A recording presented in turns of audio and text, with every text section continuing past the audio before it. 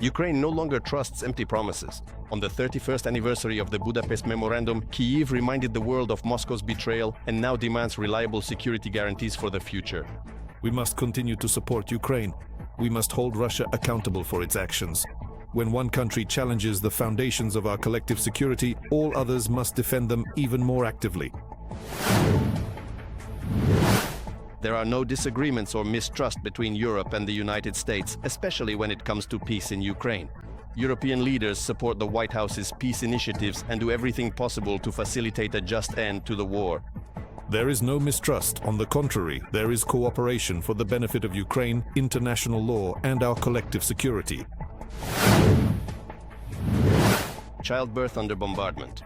What the medical center looks like, as well as what patients and doctors who survived Russia's inhumane attack on the maternity hospital in Kherson have to say. There are simply no words. They are waging war against newborns, against women. They're not even animals. What do you even call people like that? Another meeting of the Ukrainian-American delegation is scheduled for today in Miami. The previous meeting took place the day before, but there are still no details about the negotiations. A Freedom journalist in the US confirmed that a new diplomatic round will take place soon. The Ukrainian delegation is represented by the Secretary of the National Security and Defense Council, Rustem Umerov, and the head of the Armed Forces General Staff, Andriy Khanatov. Representing the American president in the negotiations are Special Envoy Steve Witkoff and Trump's son-in-law Jared Kushner. I should note that the negotiations the day before lasted about 5 hours. The war between Russia and Ukraine will eventually be ended through peaceful means. Donald Trump stated this during the Christmas tree lighting ceremony in Washington. The US president once again emphasized that both sides are losing many soldiers, so the war needs to be ended as soon as possible. He added that the United States is making every possible effort to achieve this. We are establishing peace across the globe at levels that no one has ever seen before. We have already ended 8 wars and are seeking a solution to another one, the conflict between Russia and Ukraine. I believe that in the end we will achieve this. We are working hard. US Vice President J.D. Vance announced that there will be good news about the peace process in the coming weeks. According to him, the situation is not yet on the home stretch, but progress is evident. Vance called the setbacks in resolving the Russia-Ukraine war the White House's greatest disappointment, but emphasized that they remain optimistic. There is no mistrust between Europe and the US regarding Ukraine, and unity in establishing peace is of crucial importance. French President Emmanuel Macron stated this to journalists during his visit to China. He also denied rumors that he had allegedly warned Ukrainian President Volodymyr Zelensky and European leaders about a possible betrayal by the United States regarding Ukrainian territories. I repeat again and again, we need to work together. We welcome and support the United States of America's peace efforts. The US needs Europeans to lead these peace efforts because this is happening on the European continent and we are the guarantors of security. We can also discuss sanctions, and Russian assets are in our hands. And these are just a few examples, but it is precisely thanks to this partnership that we will be effective. And that is why there is no mistrust. On the contrary, there is cooperation for the benefit of Ukraine, international law, and our collective security. A just peace for Ukraine means ending the war without preconditions and without territorial concessions. This was stated by the Commander-in-Chief of the Armed Forces of Ukraine, Oleksandr Syrsky, in an interview with Sky News. The Commander-in-Chief clarified that there must first be an unconditional ceasefire, and only then can negotiations begin. Any other format is unacceptable, Syrsky emphasized. What does that even mean? To give up our land? That is exactly why we are fighting, to not give up our territory. We don't even allow ourselves to consider a scenario in which Ukraine would be forced to give Russia all of Donetsk and Luhansk regions. A just peace is a peace without preconditions, without giving up territories. This means stopping along the current line of contact. Any other format would be an unjust peace, and for us, it is unacceptable. Oleksandr Syrsky, Commander-in-Chief of the Armed Forces of Ukraine, in an interview with Sky News. Today marks the 31st anniversary of the signing of the Budapest Memorandum. The agreement was signed in 1994 by Ukraine, the United States, the United Kingdom, and Russia. According to the document, in exchange for giving up its nuclear arsenal, the signatories pledged to respect Ukraine's independence, sovereignty, and existing borders, as well as not to seize its territories. However, as early as 2014, Russia violated the agreement by launching military aggression in Crimea and eastern Ukraine. And in 2022, Moscow launched a full-scale war against Ukraine. The Ministry of Foreign Affairs has called the Budapest Memorandum a synonym for failed security commitments. Because of bitter experience in the past, Ukraine no longer trusts empty promises. We trust in the strength of our army and our weapons. Today, Ukraine needs reliable security guarantees to achieve a just and lasting peace. As we work to put an end to Russia's war against Ukraine, it is important to remember the bitter lessons of Budapest.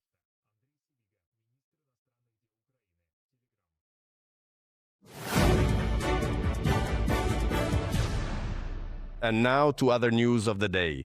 Russia continues its terrorist strikes against the peaceful Ukrainian population. A 12-year-old boy was killed as a result of an attack on the Dnipropetrovsk region. A Russian drone struck a residential area for the elderly in the Sinelnikov district. A private house was destroyed. The parents of the child who died were injured. Another person was injured in the Nikopol district. Due to Russian strikes on energy facilities, there are power outages in several regions of Ukraine. This was reported by the Ministry of Energy. Consumers in the Vinnytsia, Dnipropetrovsk, Donetsk, and Odessa regions have been left without power. Restoration work continues at the damaged sites.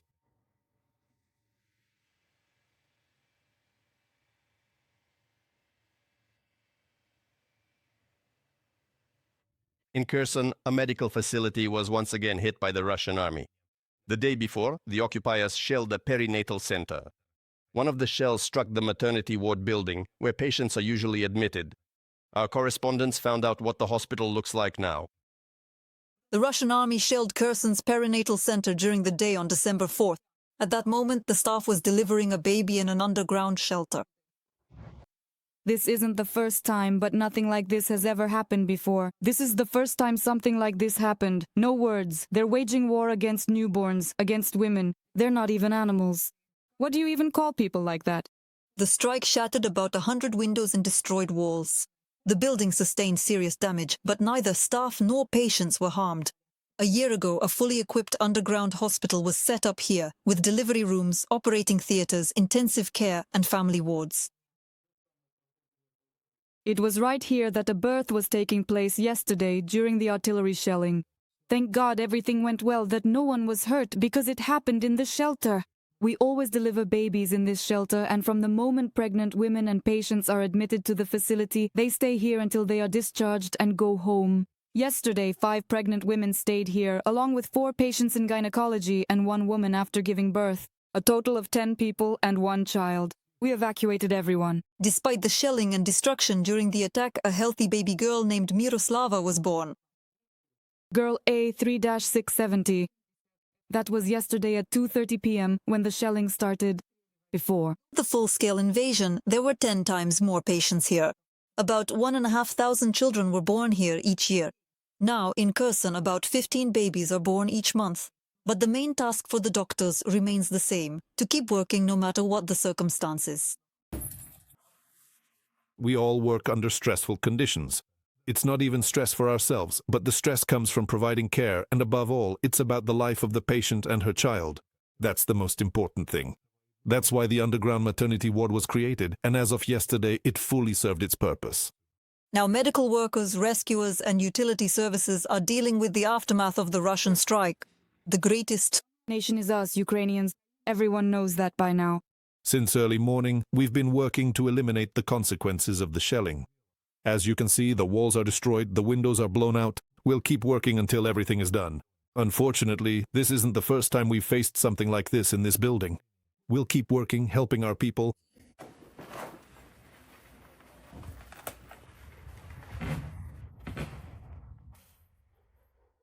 It remained intact. Yes, it stayed perfectly whole. It was hanging in our department. And our protective charm also survived. It stayed in place. The Russian army has already shelled this perinatal center 15 times. The latest one was among the most destructive. As of today, there isn't a single hospital left in Kherson that hasn't been damaged by shelling. In total, more than 116 strikes on medical facilities have been recorded, and one facility has been completely destroyed. Our medical staff in Kherson are true heroes. Unfortunately, during the full-scale invasion, 14 medical workers have been killed. 78 medical workers have been wounded. But despite such danger, people keep working and go to work every day. For medical workers, the perinatal center is more than just a workplace. When all this happened yesterday, I came in and asked, "What are we going to do?" Do you know what they told me? "We'll grit our teeth and get to work. They're titans. Right after the deoccupation, we worked for weeks without leaving this place. And now, look, everyone. From the director to the cleaning staff, department heads, midwives, everyone is wearing gloves and cleaning up the aftermath of this terror. Everything is firing, heavy artillery, drones. This is a safari. This is a maternity hospital. This is a perinatal center. It was built as a perinatal center. It has always been a perinatal center. To destroy a nation? Never. This is where Kherson residents are born." The underground maternity ward saved dozens of lives. And Miroslava, who was born during the shelling, became yet another proof that life in Kherson goes on. Daria Litovchenko for Freedom TV channel.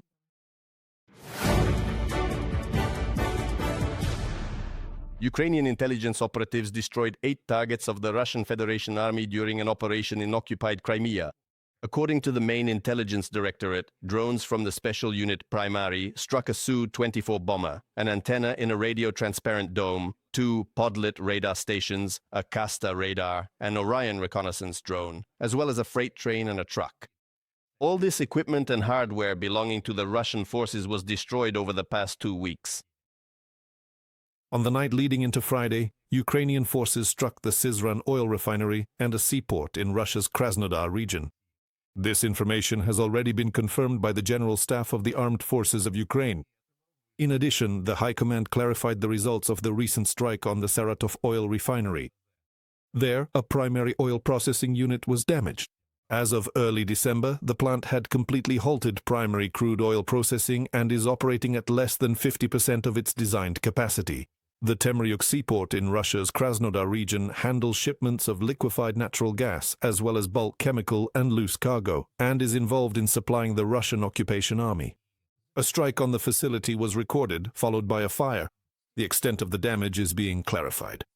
In addition, a UAV strike was recorded at the Syzran oil refinery in Russia's Samara region, also resulting in a fire. According to preliminary information, one of the refinery's units was hit. Since the beginning of the day, 106 combat engagements have been recorded along the front line. According to the General Staff of the Armed Forces of Ukraine, the Pokrovsk and Kostiantynivka directions remain difficult. More details about the situation on the front line are in our next report. Ukrainian units continue to hold the northern part of Pokrovsk. Through active operations, they are preventing Russian forces from assembling assault groups for further attacks. This was reported by the Commander-in-Chief of the Armed Forces of Ukraine, Oleksandr Syrsky. In the area of Pokrovsk and Mirnohrad, through active operations, we are blocking the enemy's attempts to amass assault infantry groups and advance around these settlements. Directly in the cities, our soldiers continue to hold certain areas. Meanwhile, the occupiers disregard their losses in manpower.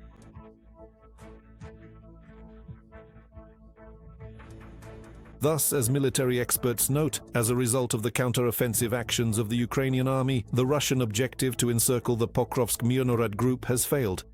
The width of the bottleneck is less than 4 kilometers. That is critically small. It's practically insignificant.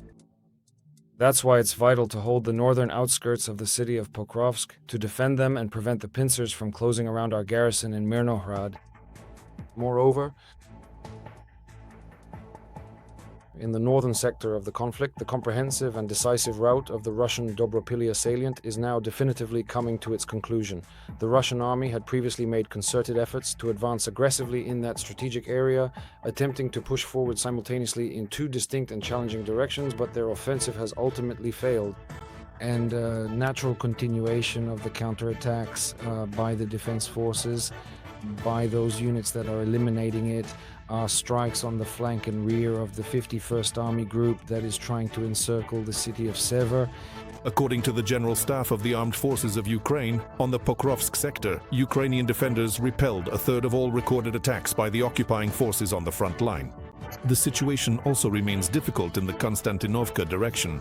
Here, since the beginning of the day, nearly as many Russian assaults have been repelled. Ukrainian soldiers are also steadfastly holding the defense in other sectors of the front.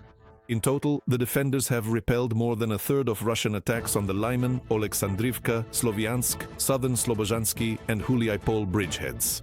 Military experts note that the redeployment of elite units to difficult sections of the front indicates that the enemy has no operational reserves. In the same Zaporizhzhia and Pokrovsk directions, the most combat-ready units of the Russian occupation army are being used as operational reserves and assault units, the same naval infantry units. This is not the intended role of the naval infantry. A similar situation applies to the airborne troops who are being thrown into what are essentially meat grinder assaults. Therefore, it is not possible to speak of the occupiers having any combat-ready units at this point. In just the past 24 hours, Ukraine's defense forces have eliminated 1,240 Russian occupiers. Thus, according to the General Staff of the Armed Forces of Ukraine, Russian army losses since the start of the full-scale war have exceeded 1,178,000 soldiers. In addition, Ukrainian defenders destroyed 1 armored combat vehicle, 34 artillery systems, 2 multiple rocket launch systems, 1 aircraft, and 96 units of enemy vehicles and special equipment.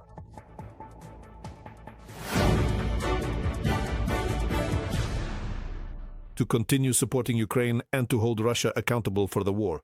This was the general call made by the majority of OSCE member states following the meeting of foreign ministers in Vienna. This was stated by diplomat Pasi Rajala, who represents Finland.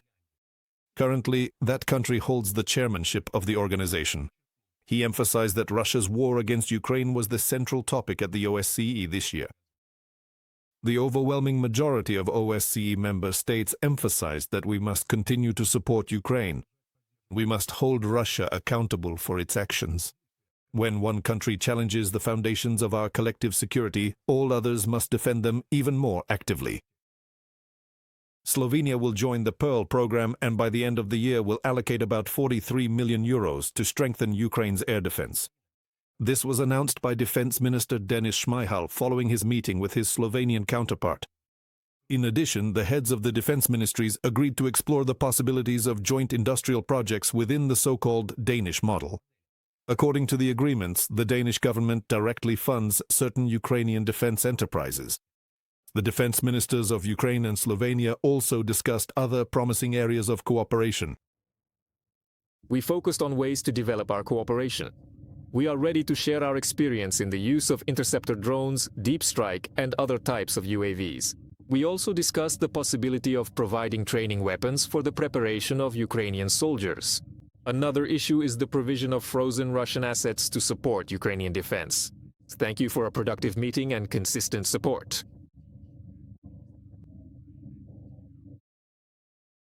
More than 20 countries have already joined the Pearl initiative to supply American weapons to Ukraine, according to Foreign Minister Andriy Sybiha. By the end of the year, according to NATO Secretary General Mark Rutte, allies will raise up to $5 billion in support of Kyiv.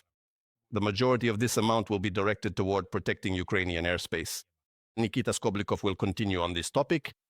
The Kremlin tried to disrupt new contributions to the defense capability of the Ukrainian armed forces, but they failed, said Ukraine's Foreign Minister Andriy Sybiha. According to him, more and more countries are continuing to join the Pearl initiative, and new funding is coming in. Just in the past few days, the program has received 8 additional contributions from its participants. The visit to NATO headquarters brought about $1 billion in additional contributions to Pearl. 5 additional countries and 8 more contributions from states that were already participating. As of today, 21 countries are participating in Pearl, with total commitments amounting to $4,180 million. Andriy Sybiha, Minister of Foreign Affairs of Ukraine, on Facebook. For the first time, countries that are not members of NATO have joined the Pearl program. We're talking about Australia and New Zealand. Together, they are preparing to provide over $70 million. But even this is not the limit.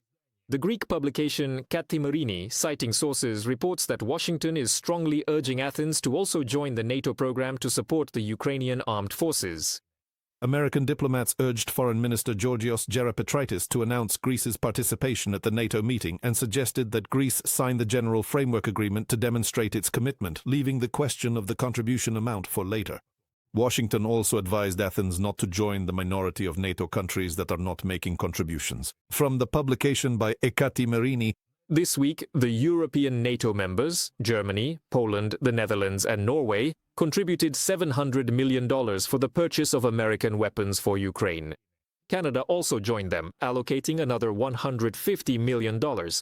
According to Ukraine's Defense Minister Denis Shmyhal, the majority of the funds are aimed at strengthening the protection of Ukrainian airspace. Since the launch of the Pearl initiative, it has provided about 75% of all missiles for Patriot systems and about 90% of the missiles for other air defense systems supplied to Ukraine. Denis Shmyhal, Ukraine's Minister of Defense, on Telegram. This is a special mission for Ukrainian diplomacy. It is a special task for Ukrainian diplomacy to maintain the pace in defense programs and projects with America and other partners. The pace of diplomacy largely determines the strength of our defense against Russian occupiers and the possibilities for our active measures, our reach, and our protection from Russian strikes. the Pearl initiative is aimed at providing Ukraine with critically important weaponry. Within its framework, NATO countries finance the supply of American weapons according to Ukraine's list of priorities. The scheme is simple. Kyiv compiles a list of the necessary weapons, coordinates the monthly needs with NATO and the US, after which the Allies contribute funds to a common pool. Washington purchases the required weapons and transfers them to Ukraine. The mechanism also reduces bureaucracy. All coordination is carried out centrally through NATO. Prioritize the Ukraine list, meaning the list of Ukraine's priority needs. The Ukrainian side submits a request for what is most urgently needed at the moment, and then American weapons are actually purchased with non-American money. By the end of the year, according to the NATO Secretary General, the PRO program will have raised up to $5 billion. But for 2026, the goal is to significantly increase this figure. Mark Rutte says that the North Atlantic Alliance aims to raise at least $12 billion. At present, more than two-thirds of the Allies have made commitments under this program. Allies and partners have already allocated more than $4 billion to Pearl, which allows us to reach the $5 billion mark for the entire year. But we must do more, and all allies must make every effort to ensure our readiness and that the responsibility is shared fairly. Let me remind you, the Pearl program was launched on July 14, 2025. At that time, Washington and NATO signed an agreement under which the Allies financed the purchase of American weapons for Ukraine.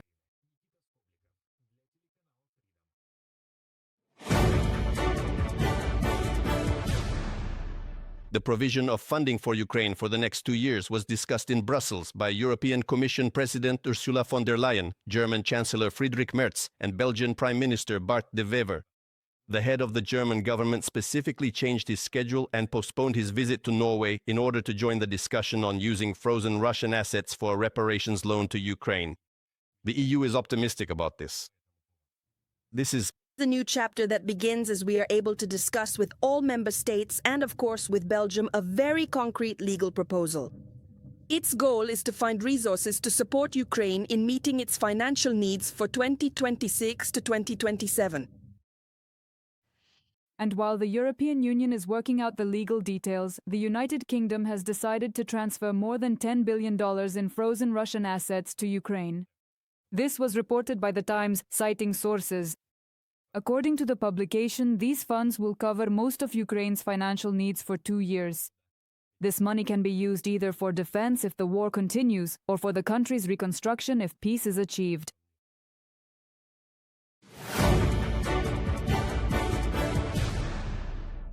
Today is International Volunteer Day. President Volodymyr Zelensky congratulated those who do not remain indifferent and help Ukraine, and noted that the defense of the state is based on unity and mutual support. From the first days of the war in 2014, from the very first days of the full-scale invasion on February 24, 2022, the defense of Ukraine has never been in the minority. Millions of people have joined in the defense of our independence, our lives, And it is precisely in this unity that Ukrainians have held back the Russian occupiers beyond the front line. Volodymyr Zelensky, President of Ukraine, on Telegram. In Odessa, for the second year now, a volunteer workshop has been operating where drones for Ukrainian soldiers are repaired or upgraded. At first, the volunteers would gather in their free time on weekends. Now they try to meet more often. See next how Odessa residents are helping the front.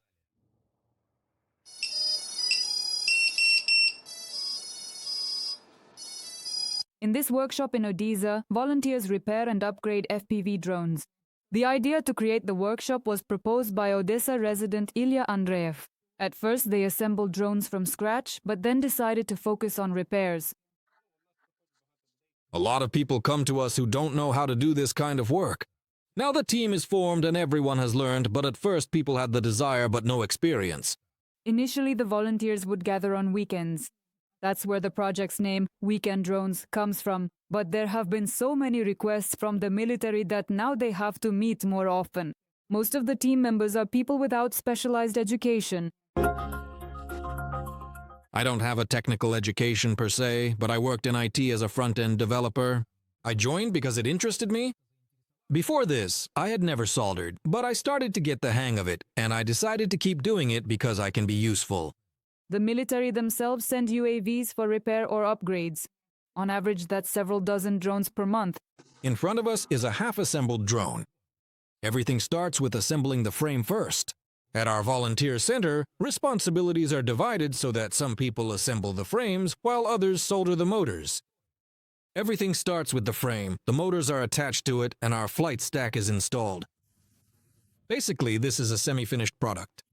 After that, either Ilya or I sit down to program the drone. Each drone takes a different amount of time. It all depends on the task at hand and the skills of the person doing it. It all depends on the skills of the person assembling it. Someone who has been in this field for a long time can assemble many drones in a single day. We explain everything to beginners. There's really nothing too complicated here. In principle, anyone can do this. Beginners just need a bit more time.